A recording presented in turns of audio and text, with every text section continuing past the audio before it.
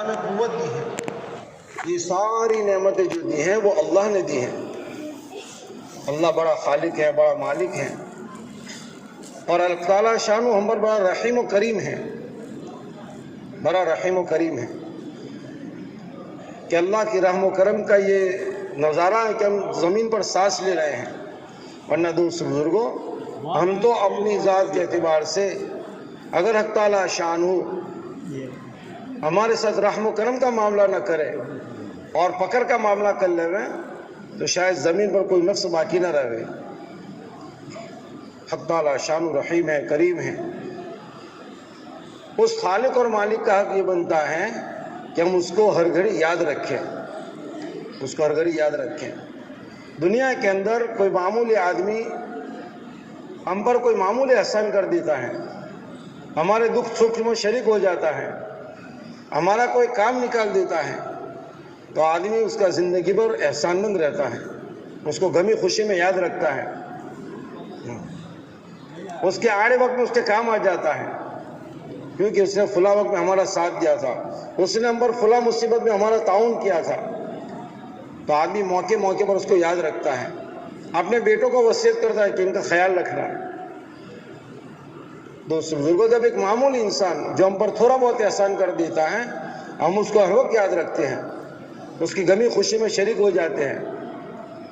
جو خالق اور جو مالک جس نے ہمیں صحت دی، قوت دی، جسم دیا، نعمتوں سے مالا مال کیا، اس خالق اور مالک کا بھی حق بنتا ہے کہ ہم اس کو ہر گھڑی یاد رکھیں، اس کو ہم ہر گھڑی یاد رکھیں، کہ اس کے دھیان کے ساتھ ہم اپنی زندگی گزاریں۔ اللہ کی دھیان کے ساتھ ہم اپنی زندگی کو گزارنے والے بنیں۔ اگر ہم اللہ کے دھیان کے ساتھ اپنی زندگی کو گزاریں گے تو ہم سے جو گناہ ہیں وہ ختم ہوں گے۔ آج جتنے ہم سے گناہ ہو رہے ہیں وہ غفلت کی بنیاد پر ہو رہے ہیں۔ جب آدمی کو اپنے کسی گھر کے بڑے کا، اپنے محلے کے کسی بڑے کا یا اپنی برادری کے کسی بڑے کا سامنے تصور ہوتا ہے تو آدمی غلط کام کرنے سے رک جاتا ہے کہ فلاں دیکھ رہا ہے، امی دیکھ رہی ہیں، ابا دیکھ رہا ہے، ہمارا گھر کا بڑا آدمی دیکھ رہا ہے، میرا بیٹا دیکھ رہا ہے، میرا فلاں محلے کا بڑا آدمی دیکھ رہا ہے، تو آدمی اپنے آپ کو گناہ سے روک لیتا ہے، غلط کام کرنے سے اپنے آپ کو روک لیتا ہے، کیونکہ آپ کے دیکھنے کا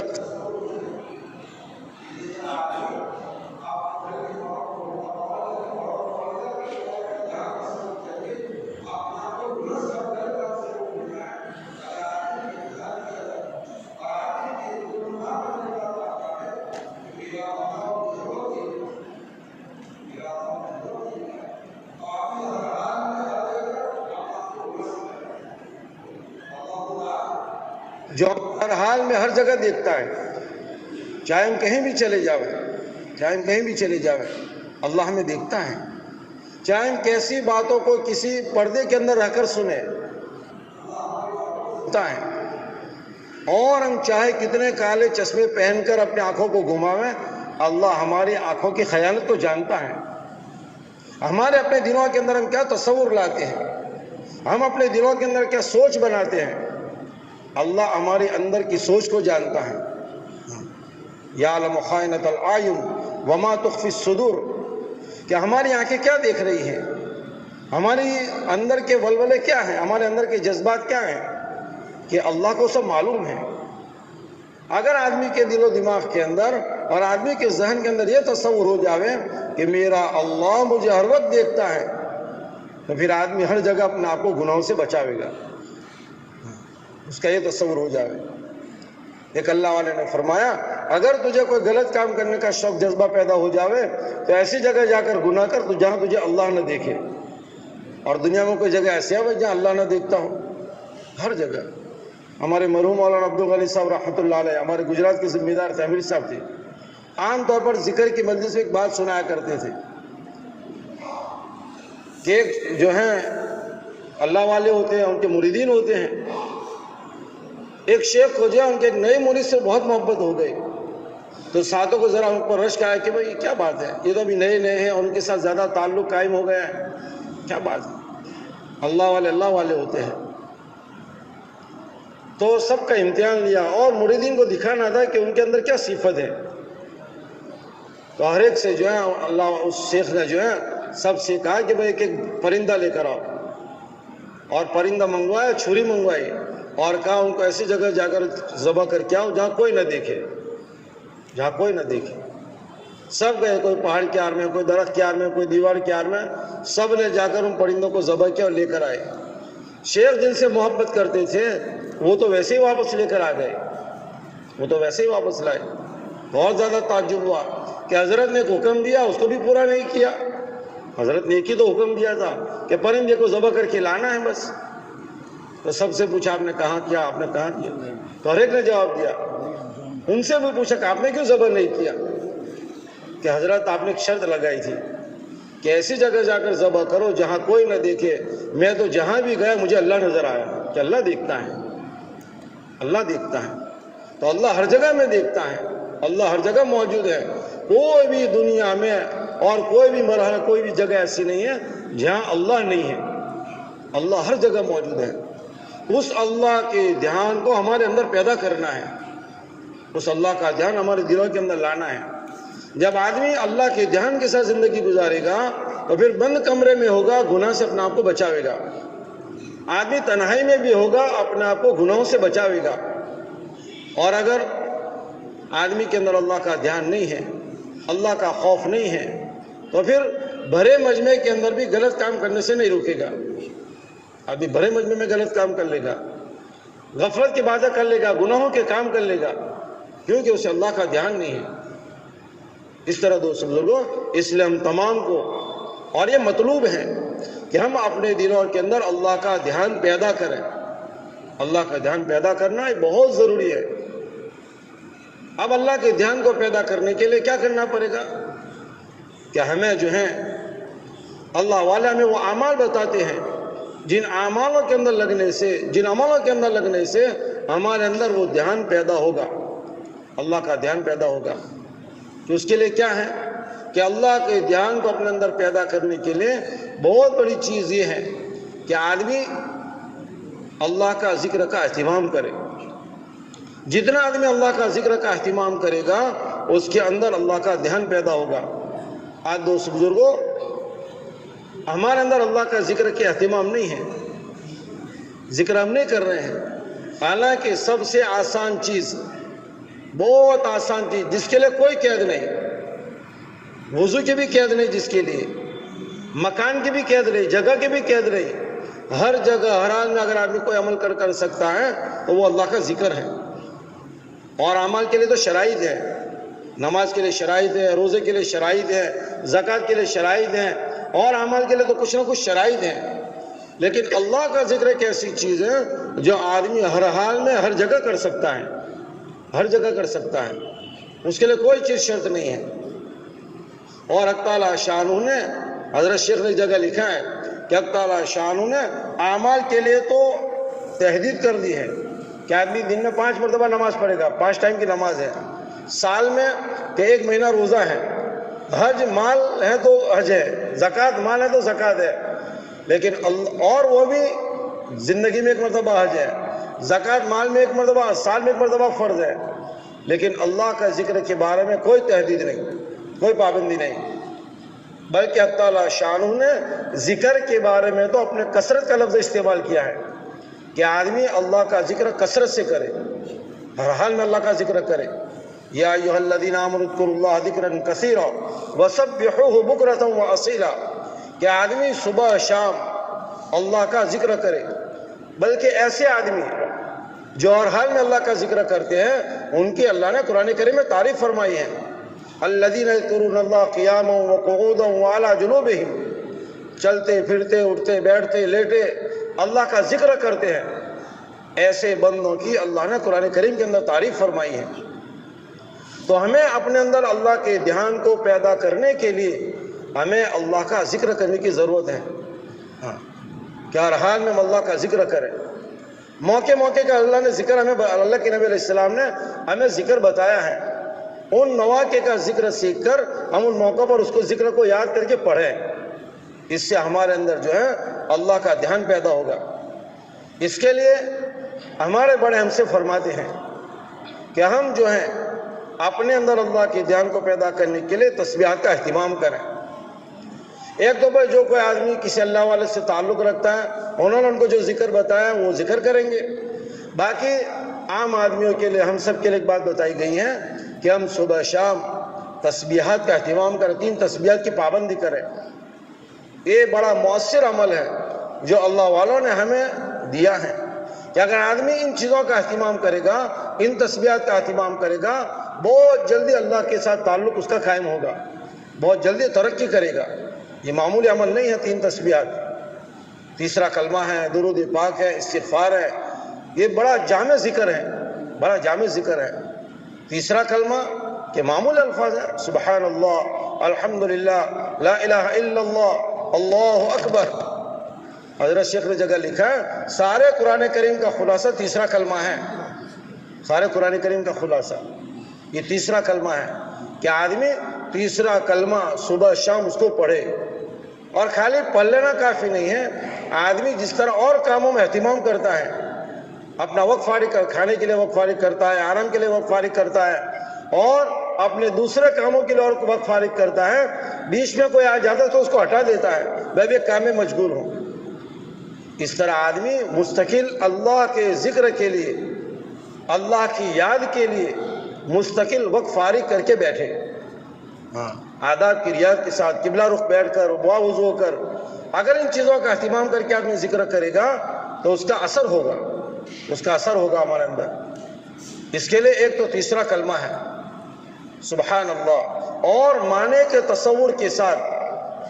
آدمی کو جب چیزیں نہیں آتی ہیں نا تو اس کو سیکھتا ہے، بہت سی چیزیں آدمی کے علم میں انگلش کے الفاظ، عربی کے ایسے الفاظ ہیں جو آدمی کو پتہ نہیں ہوتا، تو آدمی دوسروں کو پوچھتا ہے اس کا کیا میننگ ہوگا، اس کا کیا مطلب ہوگا، کہ ہم جو ہیں یہ تیسرے کلمے کا کیا مطلب ہے، اس کے کیا ترجمے ہیں، اور اس کے اندر کس عظیم ذات کا تذکرہ ہے، ہم معنی کا تصور کرتے ہوئے اللہ کا ذکر کریں۔ سبحان اللہ، اللہ ہر عیب سے پاک ہے، ہم سب عیبوں سے بھرے ہوئے ہیں، ہم سب عیبوں سے بھرے ہوئے ہیں، عیبوں سے پاک ذات اللہ کی ذات ہے۔ ساری کائنات کے اندر ایک عیب ہے کہ ان کو فنا ہونا ہے، اور اللہ ایک ایسی ذات ہے جو ہمیشہ سے ہمیشہ رہیں گے، اللہ ہمیشہ کے لیے ہمیشہ رہیں گے، اپنی ذات و صفات کے ساتھ باقی رہیں گے، اللہ میں کوئی عیب نہیں، اللہ ہر عیب سے پاک ہے، اللہ پاک ہے۔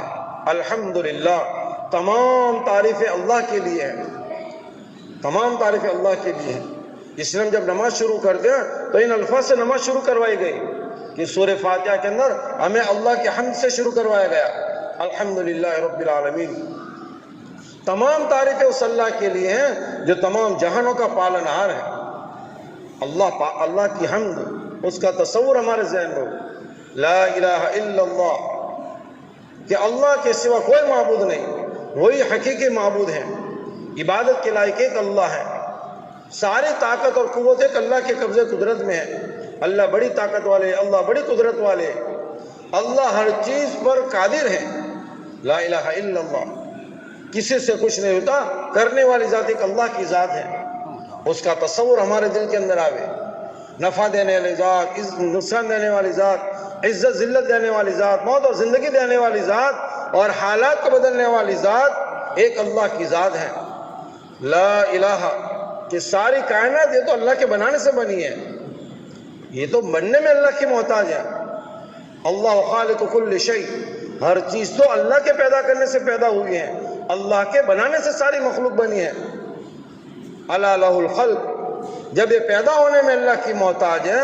تو اپنی تاثیر کو ظاہر کرنے میں بھی اللہ کی محتاج ہے، الا لہ الخلق والامر، پیدا بھی اللہ نے کیا ہے اور چلتی بھی اللہ ہی کی ہے، اللہ کے امر کے بغیر درخت کا ایک پتا نہیں ہل سکتا ہے، اللہ کے حکم کے بغیر کو آسمان سے بارش کا ایک قطرہ نہیں ٹپک سکتا، اللہ کے حکم کے بغیر زمین سے گلنے کا ایک دانہ نہیں نکل سکتا، لا الہ الا اللہ، اس کا تصور ہمارے اندر آوے کہ کرنے والی ذات ایک اللہ کی ہے،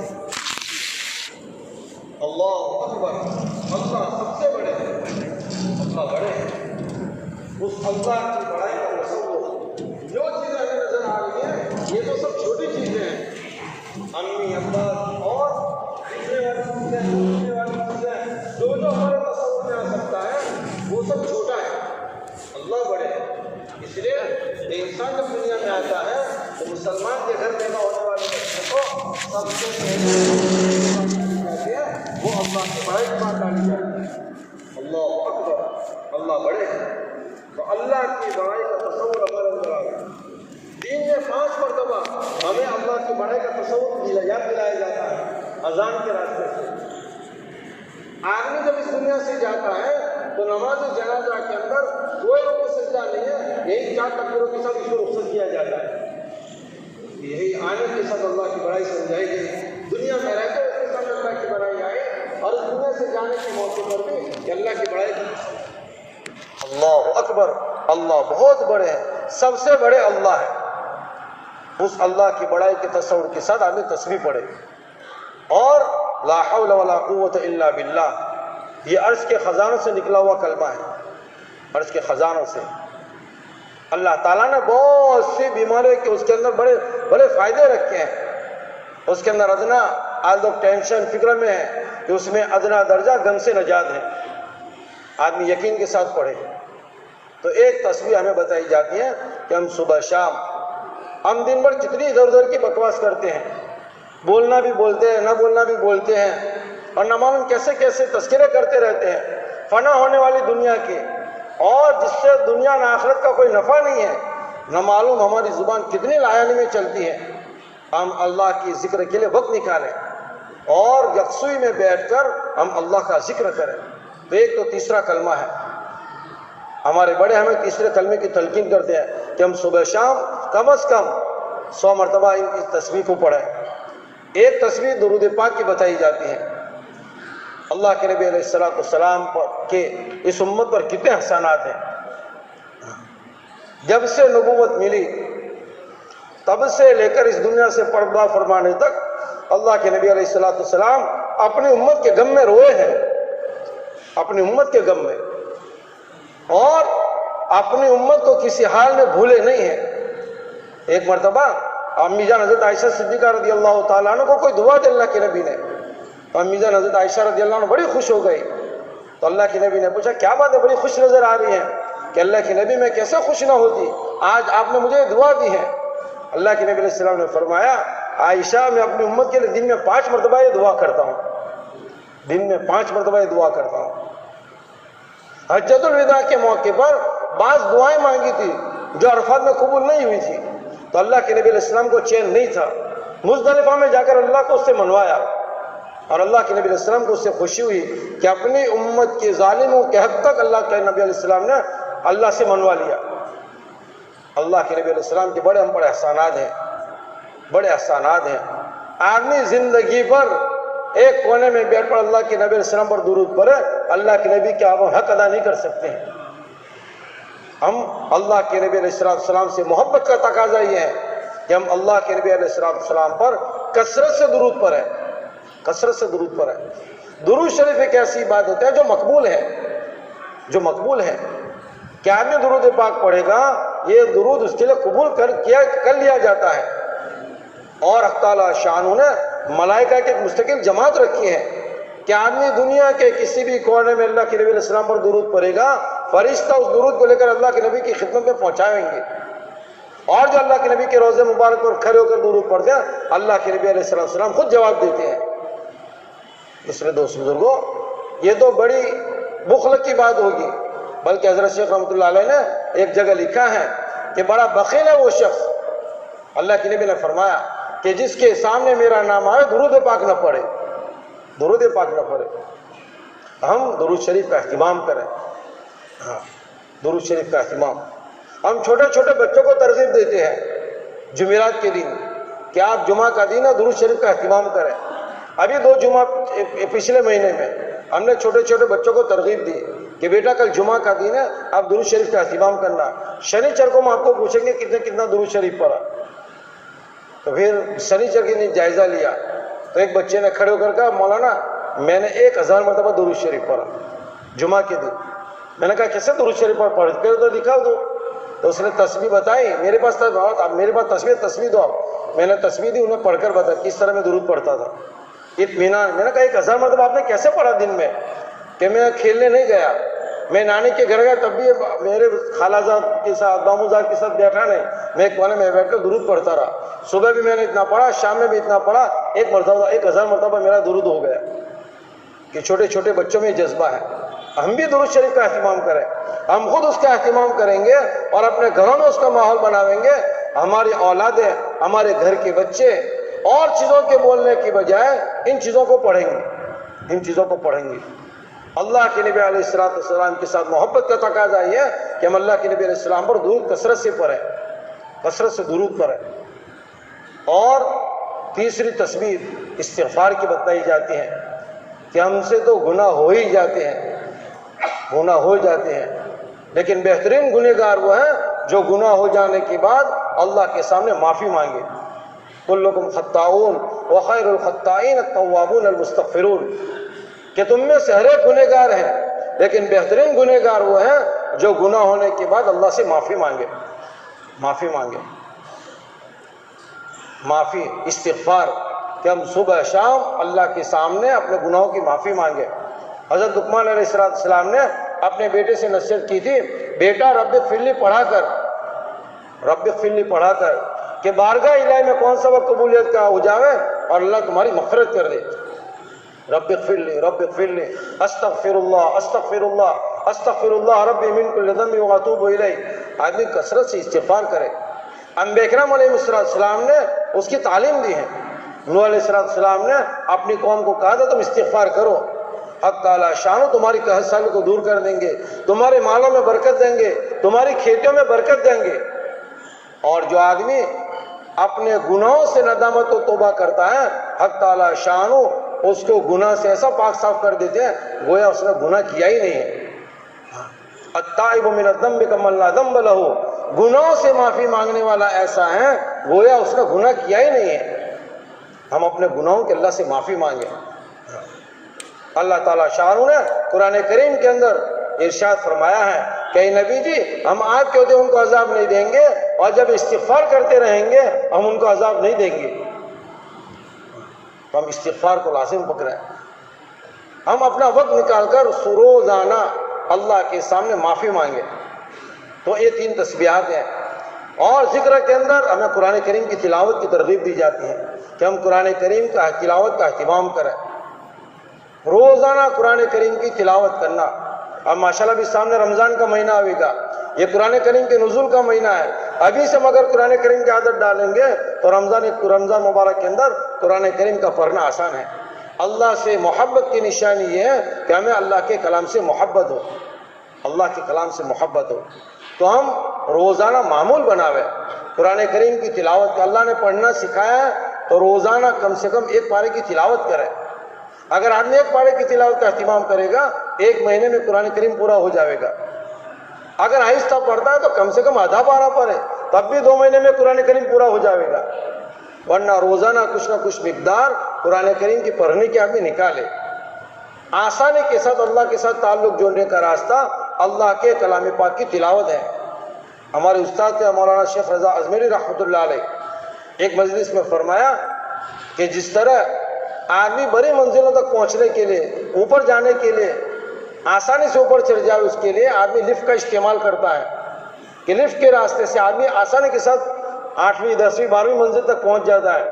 فرمایا اللہ کے عرش تک اور اللہ تک پہنچنے کے لیے اللہ نے اپنا کلام اتارا ہے، جو آدمی اس کے ساتھ تعلق قائم کر لے گا آسانی کے ساتھ وہ اللہ تک پہنچ جائے گا، آسانی کے ساتھ۔ اس لیے ہم قرآن کریم کی تلاوت کریں۔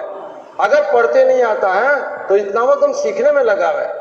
اللہ کے نبی علیہ السلام نے ایسے لوگوں کی تعریف فرمائی ہے جو قرآن کریم کو سیکھے، سکھاوے، اس کے ہم خود بھی قرآن کریم کی تلاوت کریں اور اپنے گھر میں اس کا ماحول بنائیں، تلاوت کا ماحول بنانا۔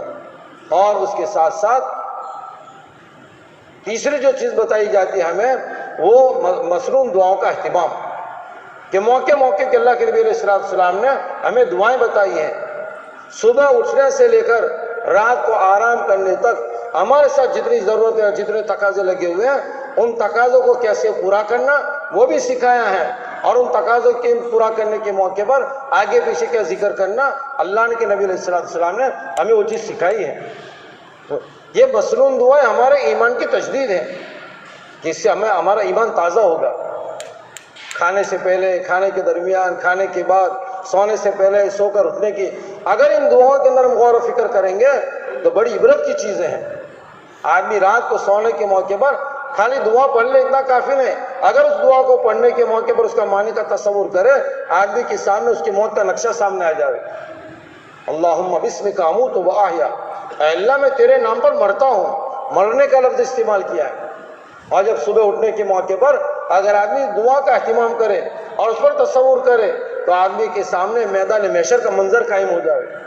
الحمدللہ الذی احیانا بعد ما اماتنا والیہ النشور، کہ جس طرح ہم روزانہ سوتے جاگتے ہیں، ایک وقت آئے گا ہمیشہ کے لیے سو جاویں گے، اور ایک وقت آئے گا کہ ہمیشہ کے لیے ساری کائنات کو اللہ دوبارہ کھڑا کرے گا. سو پھونکے جانے کے بعد قیامت کے دن ہر ایک کو کھڑا ہونا ہے اور ہر ایک کو اللہ کی بارگاہ میں جانا ہے. تو ہم مسنون دعاؤں کا اہتمام کریں، اس کو سیکھیں اور اس کا اہتمام کریں. اور چوتھی چیز جو ہمیں اللہ کے ذکر کے لیے بتایا جاتا ہے کہ ہم وقت نکال کر روزانہ دعاؤں کو اللہ سے مانگیں. ہماری ضرورتوں کو پورا کرنے والا ایک اللہ ہے، ہماری حاجات کو جاننے والا، ہماری ضرورتوں کو پورا کرنے والا ایک اللہ ہے. ہم اپنی ضرورتوں کو اللہ سے مانگیں. اللہ کے خزانے لامحدود ہیں، اللہ کس کی کیسے ضرورت پورا کر دے وہ جانتا ہے. لیکن اللہ کے نبی علیہ السلام نے ہمیں تعلیم دی ہے، اذا سألت فاسأل اللہ واذا استعنت فاستعن باللہ، جب سوال کرنا ہے تو اللہ سے سوال کرو، اور جب مدد مانگنا ہے تو اللہ سے مدد مانگو. مدد کرنے والا اللہ ہے، سوال کو پورا کرنے والا اللہ ہے.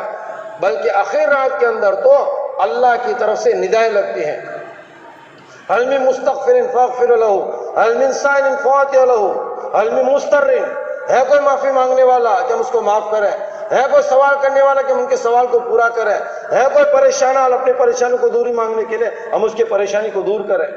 آخر رات میں اللہ کی طرف سے اعلانات ہوتے ہیں. اس کے لیے دوست بزرگوں، ہم روزانہ، اور جو آدمی اللہ سے دعائیں مانگتا ہے اللہ اس سے خوش ہوتا ہے، اور جو دعا مانگنے کا اہتمام نہیں کرتا اللہ اس سے ناراض ہوتے ہیں. اور جو آدمی ایک در کا بھکاری بن جاتا ہے اللہ در در کی ٹھوکریں کھانے سے اس کی حفاظت فرما لیتے ہیں، اللہ اس کی حفاظت فرماتے ہیں. اور جو آدمی اللہ سے نہیں مانگتا وہ در بدر کی ٹھوکریں کھاتا رہتا ہے. اللہ ہم سب کی حفاظت فرمائے. اس سے دوست بزرگوں، ہم تو اپنا تعلق اللہ سے بنانے کے لیے، ہمارے اندر اللہ کا دھیان پیدا کرنے کے لیے ہم ان اذکار کا اہتمام کریں. اس کے لیے دوست بزرگوں سارا مجمع طے کریں کہ آج تک تو ہم سے ذکر کے بارے میں غفلت ہو گئی، ہم اللہ سے معافی مانگیں. یا اللہ ہم سے آج تک تیرا ذکر کرنے میں، تیری یاد کرنے میں یا اللہ ہم سے بڑی غفلت ہوئی ہے، ہم نے ایران دوران میں اپنی زبان کو چلایا ہے، یا اللہ تو ہمیں معاف کر دے. اور آج سے سارا مجمع طے کر کہ انشاءاللہ ہم صبح شام کثرت سے اللہ کا ذکر کریں گے. بھائی کریں گے انشاءاللہ. کون کون نیت بناتے ہیں؟ ہم سب نیت بنا، میں بھی نیت بناؤں، آپ بھی نیت بناوے. اور جیسے میں نے شروع میں عرض کیا، ہر کام کے لیے ہم وقت نکالتے ہیں، اللہ کے ذکر کے لیے ہم وقت نکالیں، وقت خوار کریں. جب اللہ کا دھیان ہمارے اندر ہوگا تو ہم اپنے آپ کو گناہوں سے بچیں گے. پھر ہر موقع کا جو اللہ نے ہمیں دین سکھایا اس دین پر عمل کرنا آسان ہوگا کہ آدمی کے سامنے آخرت ہوگی، اللہ کا دھیان ہوگا. اس کے لیے ہمیں جو ہے اللہ کے ذکر اہتمام کرنا ہے. اس کے ساتھ ساتھ ماشاءاللہ ہمارے ساتھ ضرورتیں لگی ہوئی ہیں، ہر ضرورت کو کیسے پورا کرنا وہ اللہ کے نبی علیہ السلام نے ہمیں سکھایا ہے. جو نبی نے ہمیں نماز پڑھنا سکھایا، روزہ رکھنا سکھایا، تلاوت کرنا سکھایا، اسی نبی نے ہمیں ضرورت زندگی کو کیسے پورا کرنا اس کو بھی سکھایا ہے. کھانا کیسے کھانا، آرام کیسے کرنا، عاجز ضرورتیں کیسے پورا کرنا، غمی خوشی میں آدمی کیسے چلے، وہ اللہ کے نبی علیہ السلام نے ہمیں سکھایا ہے. ماشاءاللہ ہماری زندگی میں خوشیوں کے موقع آتے ہیں. ان خوشیوں کے موقع پر جس اللہ نے خوشی بخشی ہے اس اللہ کو ہم نہیں بھولیں گے، اس اللہ کو ہم نہیں بھولیں گے. ورنہ عام طور پر ایسا ہو جاتا ہے کہ جس اللہ نے خوشی بخشی اس کو تو بھول جاتے ہیں، باقی سب کو خوش کر دیتے ہیں، سب کو خوش کر دیتے ہیں. حضرت شیخ نے جگہ لکھا، آدمی بنگن ہریجن جو ہوتا ہے اس کو بھی خوش کرنے کی فکر کرتا ہے لیکن آدمی اللہ کو ناراض کر دیتا ہے. اس لیے خوشیوں کے بہت سارے خوشیوں کے موقع آتے ہیں. اس میں ایک خوشی کا موقع ہمارے اپنے گھروں میں نکاح کا موقع آتا ہے. نکاح کوئی ایک رواج نہیں ہے، یہ تو ایک عبادت ہے. بس عبادت ہے، اور اس کا طریقہ اللہ کے نبی علیہ السلام نے ہمیں بتایا ہے۔ یہ خواہشات پورا کرنے کی چیز نہیں ہے، یہ تو اس کو طریقے کے ساتھ اس کو ادا کرنا ہے۔ اور ہم سب چاہتے ہیں کہ ہمارے نکاحوں میں اللہ برکت دے، اور آدمی دعا بھی کرا دے کہ دعا کرنا اللہ برکت دے دے، بلکہ شادی مبارک لکھتا ہے۔ خالی شادی مبارک لکھنے سے اور برکت کی دعا کہہ دینے سے برکت نہیں آ جاتی ہے۔ تو اس کے لیے کیا کرنا پڑے گا کہ جو تدبیر برکت کے حصول کے اللہ کے نبی علیہ السلام نے ہمیں بتائی ہے، وہ تدبیر اختیار کریں گے اور وہ عمل اپنے اندر داخل کریں گے تو اللہ تعالیٰ شان اس میں برکت ڈال دے گا۔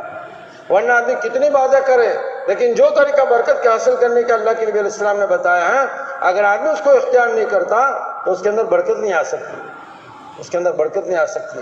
ہم چاہتے ہیں کہ ہمارے نکاحوں میں برکت آ جاوے، اس کے لیے اللہ کے نبی علیہ السلام نے ایک آسان نسخہ بتایا ہے۔ کہ کیا نسخہ بتایا؟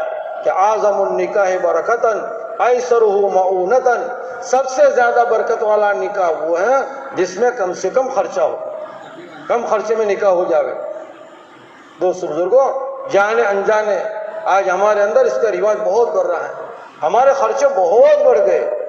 خالی ایک خرچہ اگر ہم لے لے کپڑے کا خرچہ تو نہ معلوم کتنے کپڑوں پر خرچے ہو رہے ہیں، دلہا دلہن کے نہیں، ان کے سائڈ والوں کے خرچے ہو رہے ہیں، بھائیوں کے، بہنوں کے، رشتہ داروں کے، اور معمولی نہیں، المان والحفیظ۔ خالی کپڑے کا خرچ اگر آپ شمار کریں گے تو نہ معلوم کتنے غریب لڑکے لڑکیوں کے نکاح ہو سکتے ہیں۔ کپڑے کا خرچہ، کپڑے کا خرچہ ہے، دور دراز تک کا اس کا سلسلہ۔ حالانکہ اللہ کے نبی علیہ السلام کے زمانے میں معمولی کپڑے میں نکاح ہو جاتے تھے۔ آپ حضرات نے سنا ہوگا کہ امی جان حضرت عائشہ رضی اللہ تعالیٰ عنہ کے پاس ایک جوڑا تھا، مدینہ کے جس گھر میں جس لڑکی کا نکاح ہوتا تھا وہ جوڑا لے جاتے تھے، اس کو پہنا دیتے تھے، پھر واپس کر دیا۔ اسی جوڑے میں کئی لڑکیوں کے نکاح ہو گئے۔ نکاح کیا آسان ہے کپڑا؟ پہلے ہمارے وہاں بھی کوئی ایسی بات نہیں تھی، دولہا کے پاس جوڑے نہیں ہوتے تھے کہ بس ایک جوڑا پہن لیا وہ کافی ہو گیا، پھر اسی جوڑے کو تو عید میں پہن لیتے تھے، چلو وہ عید کا والا جوڑا شادی والا اس کو بقرعید میں بھی پہن لیں گے اور بقرعید میں بھی پہن لیں گے۔ ایک جوڑا نہ معلوم کتنی خوشیوں میں چلتا تھا، ایک جوڑا کتنی خوشیوں میں چلتا تھا۔ آج دوست بزرگوں، ہم نے ان جوڑوں پر بہت خرچے بڑھا دیے، اس کے ذمہ دار ہم سب ہیں، ہم سب ہیں۔ ہم اس کا یہ کہیں اس کا ایک اللہ کوئی مستورات نہیں مانتی۔ دوست بزرگوں، شادی کے دن کہنے سے کام نہیں پڑتا ہے۔ کھیتی کرنے والے کسان جو ہے نا، بارش کے آنے سے پہلے اپنی تیاری کر لیتے ہیں۔ جس وقت بارش گرتے اس وقت تیاری نہیں کرتے، کہ بارش کا زمانہ آنے سے پہلے اس کا ماحول بناتے ہیں، زمین ہموار کرتے ہیں، تب جا کر اللہ تعالیٰ شان اس کی تدبیر پر فائدہ دے دیتے ہیں۔ ہم یہ چاہیں کہ شادی کے دن غصہ غصی کر لیں اور ان کو یہ کر لیں اور یہ کر لیں، یہ مناسب بات نہیں۔ اس کا ماحول ہم کو پہلے سے بنانا پڑے گا۔ اس کے لیے ہمارے بڑے فرماتے ہیں کہ روزانہ ہمارے گھروں میں اگر کتابی تعلیم ہوگی، فضائل کے حلقے کی تعلیم ہوگی تو ہمارے گھر والوں میں دین کا مزاج بنے گا، پھر انشاءاللہ غم خوشی کے موقع پر ہمارے گھر والے ہمارے معاون بنیں گے۔ اور ہمارے ادھر ادھر کے کتنے خرچے بڑھ جاتے ہیں۔ اس سے دوست بزرگوں، ہم سب کو اس خالی خرچے بڑھ گئے، بہت برائیاں ہو گئی، بہت یہ ہو گیا، اتنا کہنے سے کام پورا نہیں ہو جاتا ہے۔ اگر مسجد میں علاقے میں اندھیرا ہو جاوے، ہم سب ساتھ مل کر اندھیرا اندھیرا کہوے تو اندھیرا دور نہیں ہوتا ہے۔ تو اندھیرے کو دور کرنے کے لیے روشنی کا انتظام کرنا پڑتا ہے۔ جب روشنی آتی ہے اندھیرا چھٹتا چلا جاتا ہے۔ ہم یہ کہتے رہے بہت خرچے بڑھ گئے، شادی میں بہت ہو رہا ہے، بہت خرافات ہوا ہے، یہ ہو رہا ہے، اتنا کہنے سے دوست بزرگوں کافی نہیں ہے، اور اس کے لیے کوئی فرد ذمہ دار نہیں ہے، ہم سب ذمہ دار ہیں۔ یہ آنے والا مجمع طے کر لے کہ میرے اپنے گھر میں، میرے اپنے رشتہ داروں میں اگر اس موقع پر ہوگا تو میں اس پر اپنے آپ کو قابو کرنے کی کوشش کروں گا، اور غصہ غصی والا معاملہ نہیں، ترغیب کے راستے سے کہ آدمی پہلے سے اس کا ماحول بناوے اور سادگی میں نکاح ہو جاوے، اس کی کوشش کرے۔ ہمارے اس نکاح کے اندر خرچہ کہ خالی جو خرچہ ہے وہ تو مہر کا ہے، وہ بھی شوہر کی استعداد کے مطابق، اس میں بھی بڑھ چڑھ کر مانگنا۔ ابھی بیچ میں علماء اکرام کی طرف سے آیا تھا کہ بھائی ٹھیک ہے آدمی اوپر سے دے رہا ہے تو ٹھیک ہے بات، ورنہ بڑھا چڑھا کر مانگنا سامنے سے یہ بھی مناسب نہیں۔ ٹھیک ہے شوہر کی طرف سے جتنا مل جاتا ہے وہ بھی مناسب، اور خرچے کرنے کی بجائے جو جائز خرچہ اس میں خرچ کر دے گا آدمی، تو اس سے جو ہے اس میں اور دوسرا خرچہ اگر وہ بھی ضروری نہیں، اگر آدمی کے اندر استعداد ہے تو آدمی ولیمہ کر لے، اور اس کے اندر سب کو شریک کرنا، غربا کو شریک کرنا، اور اس میں مردوں عورتوں کا اختلاط نہ ہو۔ ہمارے وہاں ماشاءاللہ کھانے کا بہت اچھا نظم کر دے، کھلانے کا بہت جذبہ ہے، لیکن جو طریقہ ہے اس کو غلط اختیار کرتے ہیں کہ مردوں کو بھی مرد کھلا رہے ہیں، مستورات کو بھی مرد کھلا رہے ہیں۔ یہ تو ہم گناہ کو وجود دے رہے ہیں۔ یہ کھلانے والے سب عورتیں جو اس کی محرم تو نہیں ہے، وہاں تو سب غیر محرم ہے، اور شادیوں کے موقع پر کن بھڑکے دار کپڑے پہن کر آتے ہیں وہ ہم سب کے سامنے ہیں۔ وہاں جا کر اس کھانے میں کیا برکت آئے گی، اور گناہ کے بازار گرم ہوتے ہیں۔ تو کھلانے آئے تو مردوں کا الگ نظام ہوگا، مستورات کو الگ کر دے گا۔ یہ بڑی بری بات ہے کہ مرد بھی ہیں، عورتیں بھی ہیں، اور مخلوق یہ گھر کا ذمہ دار، جس کے گھر میں نکاح ہے یہ اس کی ذمہ داری پر آتا ہے۔ ایک خوشی کے اندر ایک نکاح کے موقع پر نہ معلوم ہمارے گھر والوں کی کتنی نمازیں قضا ہو جاتی ہیں۔ ایک مہندی کے بہانے سے، مہندی لگانا ہے، ایک مہندی کے بہانے سے ہماری مستورات کی نمازیں قضا ہو رہی ہے۔ ایک شادی کے بہانے سے ہمارے بچوں کی تعلیم پر اس کا اثر ہوتا ہے۔ آپ اسکول کے ٹیچروں سے، مدرسہ کے مدرسین سے پوچھیں، ایک بچے کی شادی ہوتی ہے گھر میں ایک، لیکن اس کے بھائی، اس کے بھانجے، اس کے بھتیجے، اس کے چچا زاد، اس کے خالہ زاد، وہ سب ذرا رجا پور جائے نٹواڑے بن جائے، جو ہمارے خالہ کی بیٹی کی نکاح ہے، تو ایک نکاح ہے اس میں نہ معلوم کتنے بچوں کی غیر حاضری ہے، مدرسے میں، اسکول میں غیر حاضری ہے۔ ایک نکاح برکت کے لیے ہم کرتے ہیں، اور نہ معلوم اس کی بنیاد پر کیا کیا خرافات ہو رہا ہے۔ اسے دوسروں کو اس کے ہم سب ذمہ دار ہیں۔ اس لیے میں بھی ہم سب طے کریں کہ انشاءاللہ ان چیزوں کو ہم آسان بنانے کی فکر کریں گے انشاءاللہ۔ کون کون نیت بناتے ہیں؟ ہم سب نیت بنائیں۔ اس کے لیے میں نے جو آسان کہا نا، اس کے لیے ہم اپنے گھروں میں کتابی تعلیم کریں، انشاءاللہ اس سے ہمارے گھر والوں کا دینی ذہن بنے گا۔ اور اللہ والے فرماتے ہیں جن گھروں میں کتابی تعلیم زندہ ہوگی، حق تعالی شانو ان سوراخوں کو بند فرمائیں گے جہاں سے باطل ہمارے گھروں میں آتا ہے۔ حق تعالی شان ہم تمام کو کہنے سے زیادہ عمل کی توفیق عطا فرمائے۔ ابھی نکاح ہوگا، نکاح کے بعد یہ مجمع نیت یہ کرے کہ انشاءاللہ ہم تو پورے اجتماع میں شریک رہیں گے، خالی نکاح میں نہیں، ہم پورے اجتماع میں شریک رہیں گے۔ اور نکاح کے بعد جو مسجد میں شور بخور ہوتا ہے مصافحہ کرنے میں، اور بہت سارا شور کرتے ہیں، اس سے ہم پرہیز کریں۔ مسجد اللہ کا گھر ہے، ٹھیک ہے مبارکبادی دیتے ہیں، لیکن ابھی ہم نے ذکر کی بات سنی۔ اصل تو بہت بڑی بات تو یہ ہوگی کہ ہم سب جو ہے نکاح کے بعد ہم سب ابھی اپنے آپ کو عملی طور پر ذکر میں شریک کر لیں۔ اللہ تعالیٰ ہم تمام کو کہنے سننے سے زیادہ عمل کی توفیق عطا فرمائے۔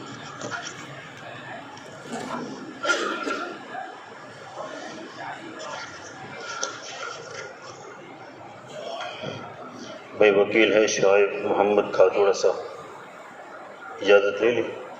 مہر کتنی ہے؟ مہر اچھا، بچی کا نام؟